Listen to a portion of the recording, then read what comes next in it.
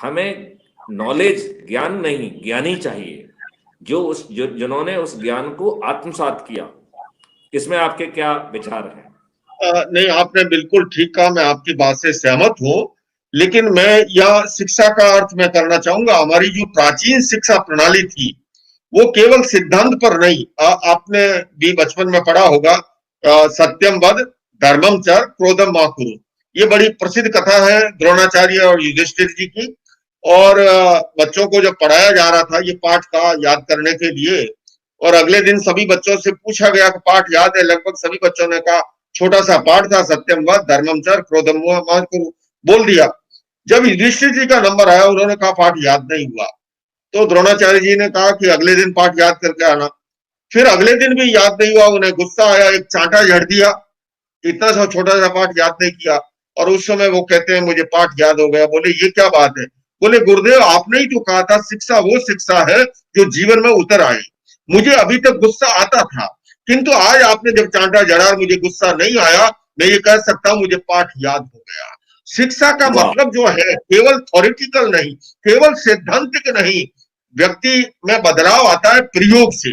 कुछ वर्षों पूर्व अमेरिकी राष्ट्रपति बिल क्लिंटन मुझे जब मिले, मैंने उनसे भी ये निवेदन किया कि आप नॉन वायलेंस पे कॉन्फ्रेंस करते हैं, फीस पे करते हैं। मैंने कहा मेरे भारत में तो एक एक सन्यासी लाखों की भीड़ जुटाता है अपने प्रवचनों में, लेकिन अगर केवल उपदेश से व्यक्ति बदलता तो अब तक दुनिया कब की बदल गई होती।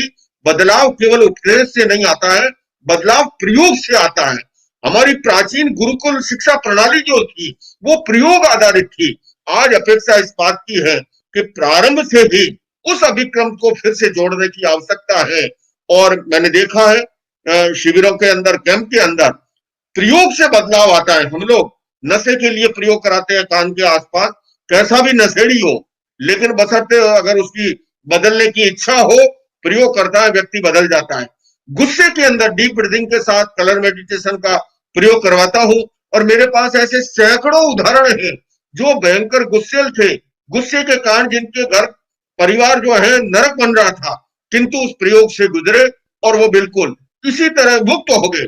इसी तरह से तनाव है, फिजिकली, मेंटली, इमोशनली रिलैक्सेशन का प्रयोग कराते। कहने का मतलब व्यक्ति केवल उपदेश से नहीं बदलता है, व्यक्ति केवल सिद्धांत से नहीं बदलता है, व्यक्ति केवल पुस्तकीय ज्ञान से ही नहीं बदलता है। बदलाव के लिए प्रयोग जरूरी है, और इसलिए उस क्रम को आज जोड़ने की आवश्यकता है।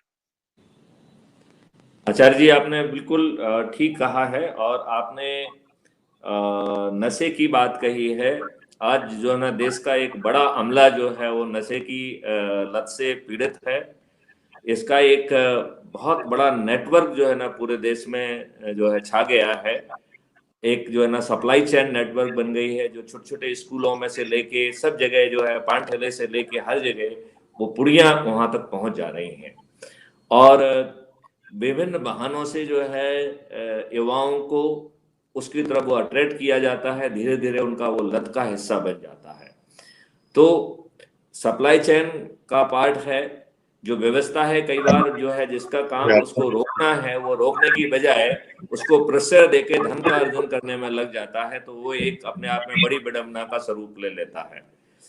फिर इसका प्रोडक्शन से लेके सप्लाई चेन, जो कि नेशनल और इंटरनेशनल बॉर्डर पे भी जा रही है, और उसका जो नार्को मनी और नार्को टेररिज्म का जो उसका स्वरूप बनता है, तो एक बड़ी बीभत्स जो है वो बनती है। और वो हमारे पूरे यूथ को स्पॉइल, पूरे जनरेशन को खराब करने का जो है का दायित्व कर रही है।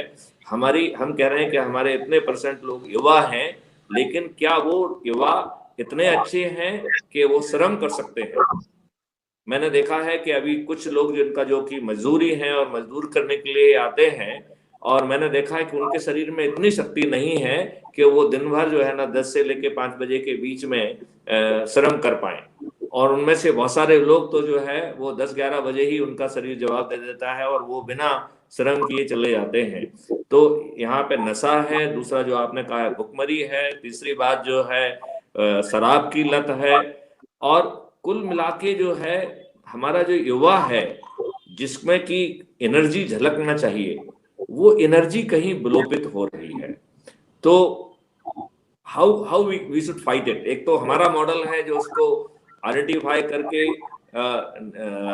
उसके तीनों चारों जो वो है उनको डिमोलिश कर सकता है, एंड देन जो ड्रग एंड नार्कोटिक्स से प्रभावित पीड़ित लोग हैं उनको रिहेबिलिटेट करके उनको ठीक करके काफी हद तक राहत पहुंचा सकता है। बट मुझे लगता है कि इसमें जो आपने कहा कि जो स्पिरिचुअलिटी है जो जो कि बड़ा रोल अदा कर सकती है, और उस स्पिरिचुअलिटी के साथ कुछ नुस्खे भी जोड़ दिए जाएं तो वो उस लत से जो है बहुत आसानी से निपटा जा सकता है। तो आचार्य जी आप बताइए कि आप चूंकि इतनी सारी जगह पे गए हैं, आप लंदन पार्लियामेंट में भी गए हैं, यूनाइटेड नेशंस में भी गए हैं, और आपने जो है जो इंटर रिलीजन्स और इंटर कल्चरल ऑर्गेनाइजेशंस हैं उनको भी हेड किया, उसमें आप एडवाइजरी में भी हैं। तो एक ये ऐसी डायमेंशन है जो कि इंटरनेशनल अफेक्ट रखती है। तो और मैं आचार्य जी आपके हिसाब से स्पिरिचुअलिटी से कैसे हैंडल किया जाए, और क्राइम फ्री भारत को और स्ट्रॉन्ग करने के पॉइंट ऑफ व्यू से यदि आप कुछ नुस्खा इस बारे में देना चाहें तो बिल्कुल दोनों दोनों क्राइम फ्री भारत के लिए आपने जिन पहलुओं को छुआ बहुत ही तर्कसंगत है, वो बहुत ही आपके विचार जो है वो उपयोगी है। किंतु साथ में मैं एक क्रम और जोड़ना चाहूंगा कि यहाँ भी आपने जिस नशे की बात कही कि इतना नशा आ रहा है और युवाओं को उससे आदी किया जा रहा है, इसमें भी जब हम रूट कॉज को पकड़ेंगे ना, यहाँ भी ग्रीड काम कर रहा है, यहाँ भी लालच काम कर रहा है, यहाँ पर भी लोभ की चेतना काम कर रही है। ये आदमी जो नशे का व्यवसाय करता है उसे भी पता है कि मैं मौत का सौदागर हूं, है ना, लेकिन वो क्यों करता है? क्योंकि उसके भीतर लोभ की चेतना है, लालच की चेतना है। तो जब तक अच्छे व्यक्ति का निर्माण नहीं होगा तब तक जो है बहुत बड़ा बदलाव नहीं आ सकता। और आपने युवाओं की जो बात कही, निश्चित रूप से युवा का स्थान तो जैसे जो स्थान हमारे शरीर में स्पाइनल कॉर्ड का है, मेरुदंड का है, रीढ़ की हड्डी का है, अगर शरीर का स्पाइनल कॉर्ड लड़खड़ा जाए तो सारा शरीर लड़खड़ा जाता है। और किसी भी समाज और देश की युवा पीढ़ी अगर वो जो है प्रभावित हो जाए तो समूचा समाज और राष्ट्र प्रभावित होता है। हमारे देश की 2/3 से अधिक आबादी जब युवाओं की है, ऐसे के अंदर तो हमें 2 स्तरों पर कार्य करना होगा। एक तो मैं समझता हूं स्कूल कॉलेजों में सघन अभियान चलाया जाए, दूसरे में एजुकेशन के अंदर जो है इस प्रकार के तत्वों का पाठ्यक्रम हो प्रारंभ से ही, प्राइमरी एजुकेशन से, और तीसरे के अंदर जो है मैंने जैसा कहा कि समाज के अंदर आज हस्ती पर हैसियत हावी हो गई है, मैं क्या हूं इसका मूल्य नहीं है, मेरे पास क्या है, ऐसे के अंदर हर व्यक्ति एहन केन प्रकारेण उस दौड़ में लगता है। जबकि हमारे यहाँ उपनिषद में पुरुषार्थ चतुष्टय की कल्पना की गई थी, अर्थ काम धर्म और मोक्ष। अभी आपने कहा कि अध्यात्म कैसे बदलाव ला सकता है, मैं उस विषय पर आ रहा हूं। धर्म का अर्थ और काम से विरोध नहीं है, किंतु धर्म का यह अवश्य कहना है कि जहां पर धर्म और मोक्ष को भुला करके केवल अर्थ और काम के पीछे अंधी दौड़ होती है, वहां पर विकृतियां पनपती है, वहां लोभ पनपता है, वहां लालच पनपता है, और वहीं से जाकर के इस प्रकार की समाज के अंदर बुराइयां अग्रसर होती है। आज अपेक्षा इस बात की है कि संतुलित विकास समाज के अंदर अर्थ काम धर्म और मोक्ष जब चारों के बीच में संतुलन होता है तब हेल्दी सोसाइटी का निर्माण होता है, तब स्वस्थ समाज की संरचना होती है। हमारे भीतर 3 प्रकार की चेतना है, स्वार्थ की चेतना, परार्थ की चेतना और परमार्थ की चेतना। अपेक्षा है कि हमारा स्वार्थ विगलित हो, और जब स्वार्थ विगलित नहीं होता है तो परार्थ और परमार्थ की बात दिखाई और सुनाई नहीं देती है।